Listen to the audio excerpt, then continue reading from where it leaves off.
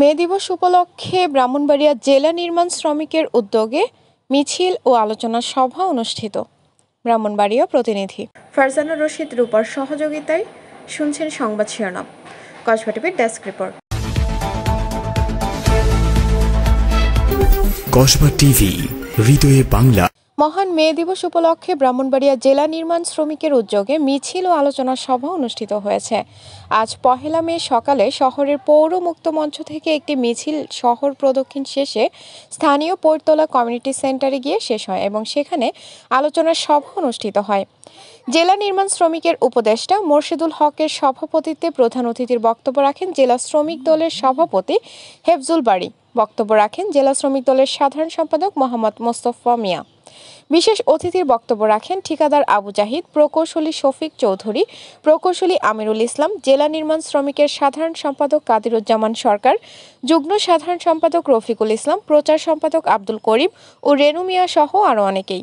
এ সময় বক্তারা মে দিবসের তাৎপর্য তুলে ধরেন এবং শ্রমিক অধিকার আদায়ের দাবি জানান। এই সময় বক্তারা শ্রমিকদের জন্য সরকারের প্রতি ব্রাহ্মণবাড়িয়ায় একটি হাসপাতাল প্রতিষ্ঠার দাবি জানান।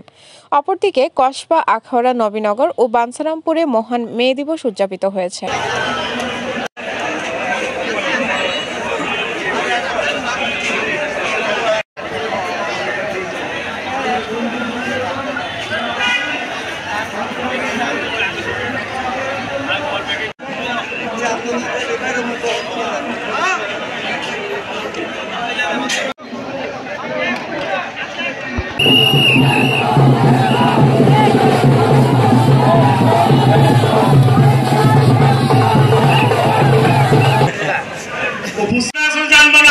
এই শ্রমিক যদি আতিয়ার মানে যে আসলে আমরা এই ইজ্জতের উপরে যখন আসলে আমার হামলা হবে।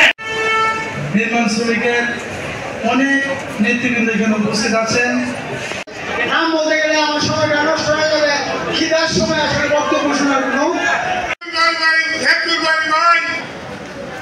আমরা ওনার হাত ধরে বিএনপি করেছি, শ্রমিক নেতৃত্ব দিয়েছে। কসবা টিভির সংবাদের সাথে থাকার জন্য ধন্যবাদ জানাচ্ছি। পরবর্তী সংবাদ পেতে আমাদের চ্যানেলটি সাবস্ক্রাইব করে রাখুন। হৃদয়ে বাংলা, কসবা টিভি।